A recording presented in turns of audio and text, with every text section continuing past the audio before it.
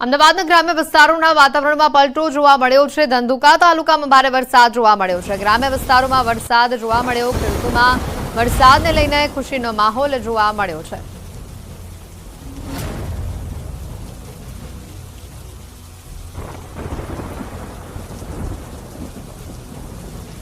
અમદાવાદના ગ્રામ્ય વિસ્તારોમાં વરસાદી માહોલ જોવા મળ્યો છે। ધોધમાર વરસાદ અમદાવાદના ગ્રામ્ય વિસ્તારોમાં જોવા મળી રહ્યો છે। ધંધુકા તાલુકામાં ધોધમાર વરસાદ જોવા મળી રહ્યો છે, સાથે પવન પણ ભારે ફૂંકાઈ રહ્યું છે।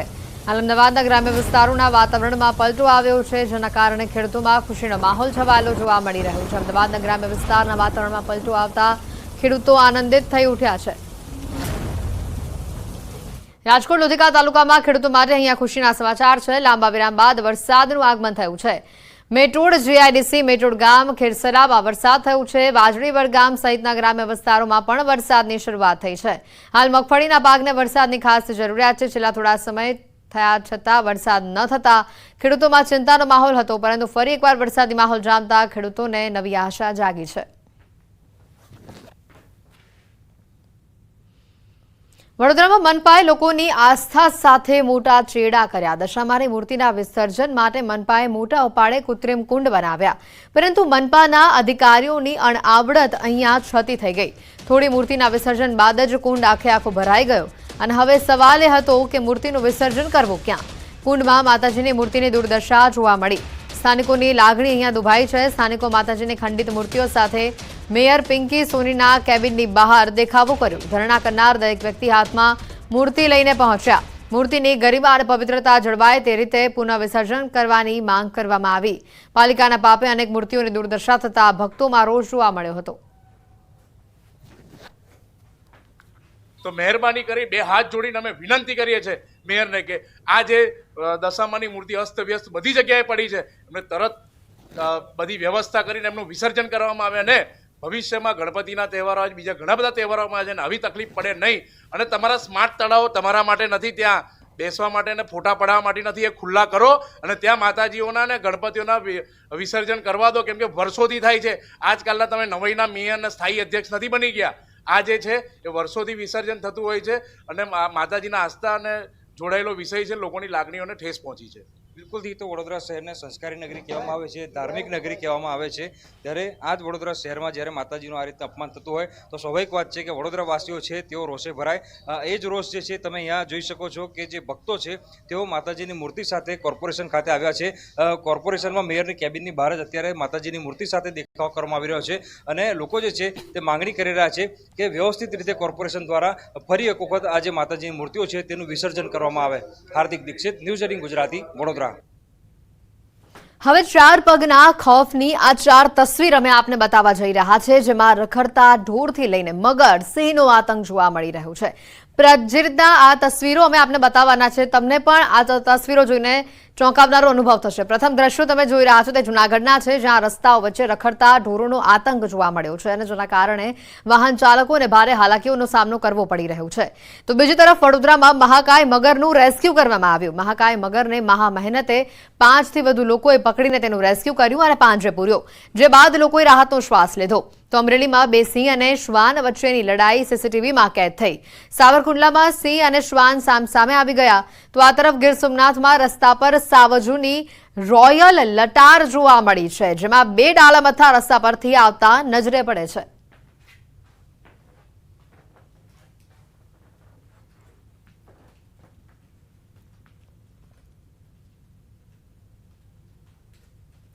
તો વડોદરામાં ઐતિહાસિક ન્યાય મંદિરની જાળવણીમાં કોર્પોરેશન નિષ્ફળ નીવડ્યું છે। મહારાજા ગાયકવાડ સમયની હેરિટેજ ન્યાય મંદિરની ઇમારતની જાળવણીના અભાવે તે હાલ જર્જરિત સ્થિતિમાં છે। લોકો જાહેર શૌચાલય તરીકે તેનો ઉપયોગ કરી રહ્યા છે। બિલ્ડિંગમાં પીપળાના ઝાડ ઉગી નીકળ્યા છે, બારી બારણા તૂટી ચૂક્યા છે અને ધૂળના થર જામી ચૂક્યા છે। સાથે જ બિલ્ડિંગના ચારે તરફ દબાણો થઈ ગયા છે। જે ન્યાય મંદિરમાં લોકોને ન્યાય મળતો હતો, એ ઇમારત ભ્રષ્ટ શાસકો અને અધિકારીઓથી ન્યાય ઝંખી રહી છે। સાથે જ જેના કારણે મનપા તંત્ર સામે શહેરીજનોમાં પણ અત્યારે હવે રોષ જોવા મળી રહ્યો છે।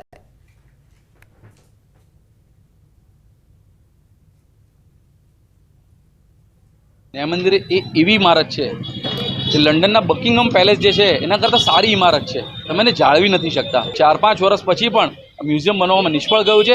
મ્યુઝિયમ કઈ રીતે થયું છે? એક હેરિટેજ થઈ ગયું છે. તૂટેલા કાંચો દેખાઈ રહ્યા છે, મૂતરડી દેખાઈ રહી છે, અહીંયા જર્જરિત બિલ્ડિંગ દેખાઈ રહી છે, અહીંયા ઝાડ જોઈ લો, બિલ્ડિંગ પર પીપળો ઉગ્યો છે. આજે જોવા જઈએ તો પીપળો જો જમીનમાં ઉગે તો જમીન ફાડી નાખે, તો આ બિલ્ડિંગ નહીં ફાડી નાખે, એનું ધ્યાન. અમદાવાદથી સમાચાર. 15મી ઓગસ્ટે બ્લાસ્ટની ધમકી. પોલીસ કંટ્રોલ રૂમ પર ફોન પર મળી ધમકી. ક્રાઇમ બ્રાન્ચે કુબેરનગરમાંથી એક યુવકને પકડ્યો. કોલેજમાં અભ્યાસ કરતા યુવકે કર્યો હતો ધમકીભર્યો ફોન. અરિહંત જૈન નામના યુવકની અટકાયત. યુવક માનસિક રીતે અસ્વસ્થ હોવાનું પ્રાથમિક તારણ. અભ્યાસના પ્રેશરને કારણે આવો ફોન કર્યાનું તારણ સામે આવ્યું છે. કંટ્રોલ રૂમ ખાતે એક ફોન આવેલો કે હું 15 ઓગસ્ટના દિવસે બોમ્બ બ્લાસ્ટ કરવાનો છું, અને એ જે ફોન નંબરની વિગત જે જાણવા મળેલી એ પ્રમાણે ક્રાઇમ બ્રાન્ચની ટીમ દ્વારા કુબેરનગર વિસ્તારમાં ઓલ્ડ જીપ વોર્ડ ખાતેથી એક કાંકરિયા અરિહંત વિનોદ જૈનની અટકાયત કરવામાં આવેલી છે. એની પ્રાથમિક પૂછપરછમાં જાણવા મળેલું છે કે એ અભ્યાસના કારણે થોડો ડિપ્રેસિવ થયેલો છે અને right mental frame of mind નથી. એના વિરુદ્ધની એક એફઆઈઆર આ બાબતે નોંધવામાં આવનાર છે ક્રાઇમ બ્રાન્ચ દ્વારા, અને હાલ આ યુવકની વધુ પૂછપરછ ચાલુ છે. અને હવે નજર કરીએ ટોપ 3 હેડલાઇન્સ પર. અંબાજીના દાતાના 4 ભૂતિયા શિક્ષકોને હાજર, ટીપીઓની નોટિસ. શિક્ષક સંઘમાં નાણાકીય ઉચાપતના આરોપ ભીખાભાઈ પટેલે ફગાવ્યા. મહારાષ્ટ્ર વિધાનસભા ચૂંટણીમાં ગુજરાતના 4 નેતાઓને જવાબદારી સોંપાઈ.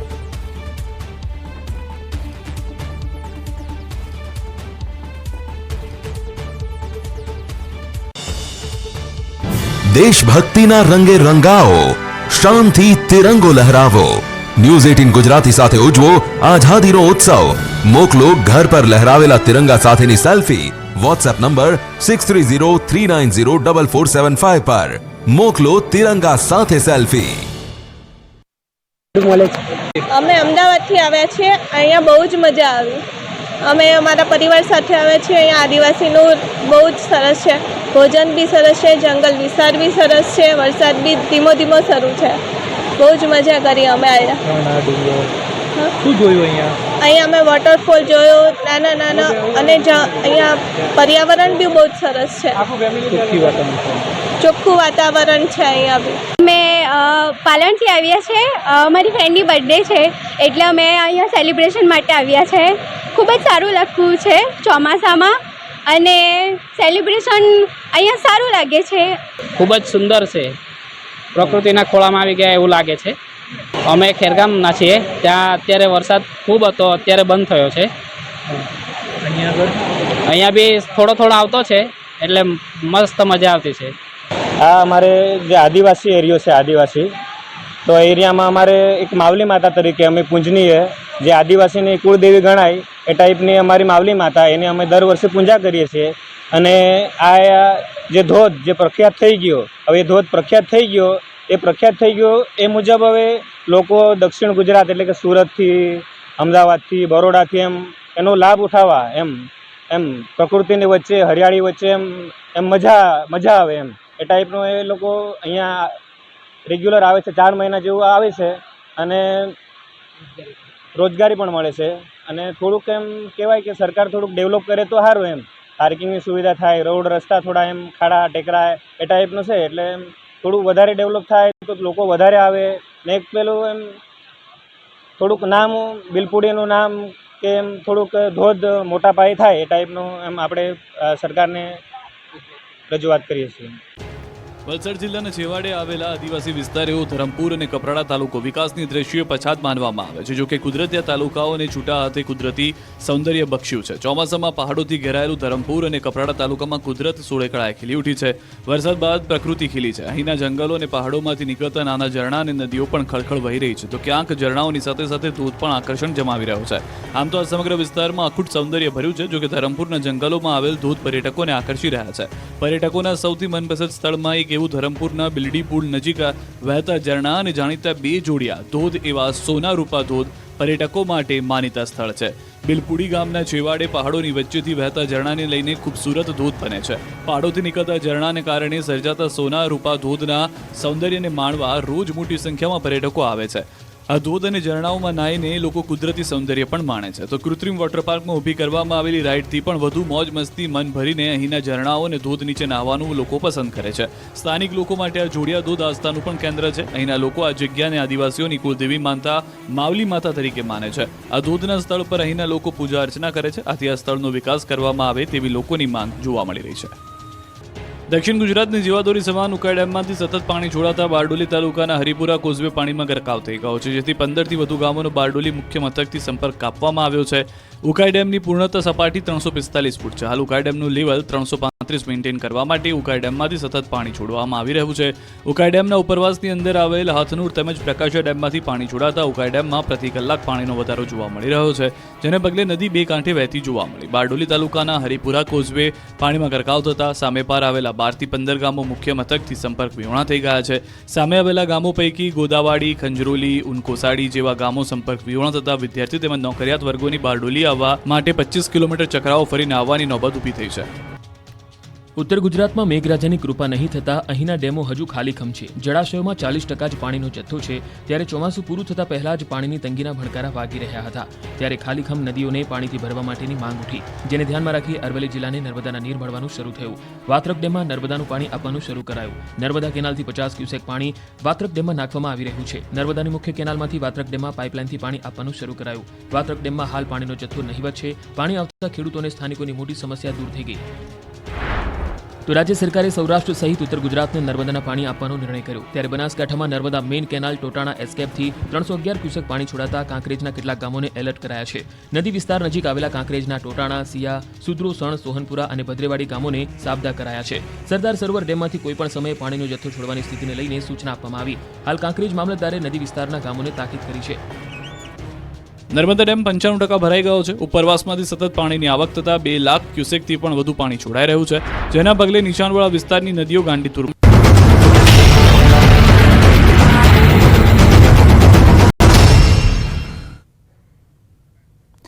વિરમબાદ આપનું સ્વાગત છે. મુખ્યમંત્રી ભૂપેન્દ્ર પટેલ નડિયાદ પહોંચ્યા છે. સરદાર પટેલના જન્મ સ્થાને પુષ્પાંજલિ અર્પી સીએમ ભૂપેન્દ્ર પટેલે સૂતરની આંટી પહેરાવીને પાઠવી શ્રદ્ધાંજલિ. મુખ્યમંત્રી ભૂપેન્દ્રભાઈ પટેલે સંતરામ મંદિરની લીધી મુલાકાત. મંદિરમાં દર્શન કરી આશીર્વાદ લીધા. સીએમ ભૂપેન્દ્ર પટેલ હિન્દુ અનાથ આશ્રમની મુલાકાતે. પૂર્વ કેન્દ્રીય મંત્રી દિનશા પટેલ પણ રહ્યા હાજર. અનાથ આશ્રમમાં મ્યુઝિયમની લીધી મુલાકાત. ખેડા સત્યાગ્રહના દિવસોને પણ યાદ કર્યા.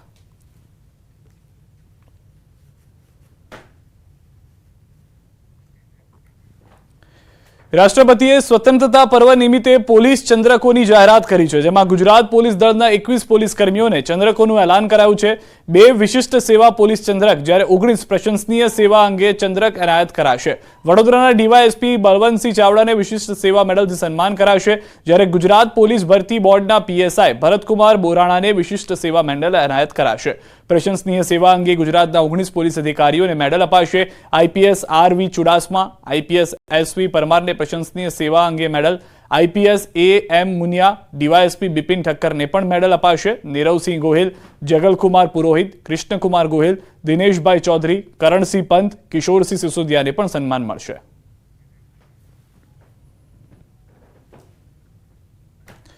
ઈરાનથી પોતાનો ધર્મ બચાવવા ગુજરાત આવેલા પારસીઓની સંખ્યા ખંભાતમાં માત્ર નામ પૂરતી રહી છે. 200 વર્ષ અગાઉ ખંભાતના નવાબે 200 પરિવારને શહેરમાં આશરો આપ્યો હતો. હાલ ખંભાતના પારસીવાડમાં 2 પ્રૌઢ પુરુષ અને 1 પ્રૌઢ મહિલા સહિતનો એક પરિવારના 3 સભ્યો હયાત છે. ત્યારે આ નાનકડા પરિવારે તેમના પવિત્ર પર્વ પતિથિની ઉજવણી કરી. પારસીવાડામાંથી પારસી સમુદાયના લોકો ધંધા રોજગારના અભાવે અન્ય જગ્યાએ સ્થળાંતર કરી ગયા છે. ઈરાનથી અમારો ધર્મ બચાવવા માટે આવ્યા હતા અને અમને ખંભાતના જે નવાબ સાહેબ હતા એમને આશરો આપ્યો હતો. આજે અમારી પટેટી છે તો અમે આજુબાજુવાળા જે અમારા મુસ્લિમ ભાઈઓ છે એની સાથે બધા સાથે હળી મળીને અમારા તહેવાર અમે ઉજવીએ છીએ ને રહીએ છીએ. અમારા પારસીવાડમાં એક જ ફેમિલી છે કે બધા ખંભાતમાં ધંધો ના હોવાથી તો બધા ખંભાત છોડીને જતા રહ્યા. અમારું એક જ ફેમિલી છે અને ચારે બાજુ મુસલમાન ભાઈ છે. ખંભાત શહેર અને એનો આ પારસીવાડાનો વિસ્તાર, ખંભાત શહેરનો આ પારસીવાડા વિસ્તારમાં એક સમયે 200 પારસીઓના પરિવાર રહેતા. 200 વર્ષ પૂર્વે પારસીઓ તેમનો ધર્મ બચાવવા ઈરાનથી ખંભાત દરિયાઈ માર્ગે આવેલા તે સમયે ખંભાત બંદર ધમધમતું હતું, દરિયાઈ માર્ગે ખંભાતમાં આવેલા પારસીઓ. તે સમયે નવાબ સાહેબે અહીંના જે રાજા હતા એમણે પારસીઓને આશરો આપેલો અને અહીંયા પારસીઓ વસવાટ કરતા હતા. ચોક્કસ હું અત્યારે આપને દ્રશ્યમાં બતાવવા માંગીશ કે આ પારસીવાડાની આ જે ઇમારત દેખાય છે હાલ જર્જરિત હાલતમાં છે અને અહીંયા બાવળિયા ઉગી ગયા છે. આ ઇમારત એટલે પારસીઓનું 11મી મંદિર હાલ બિલકુલ જર્જરિત હાલતમાં છે.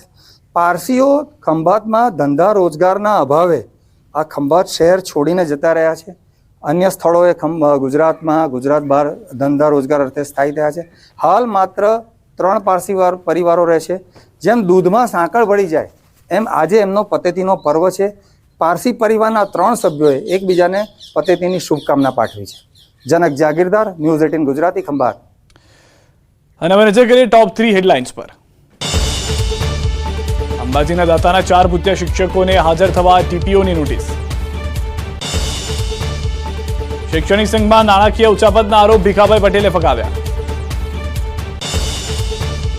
મહારાષ્ટ્ર વિધાનસભા ચૂંટણીમાં ગુજરાતના 4 નેતાઓ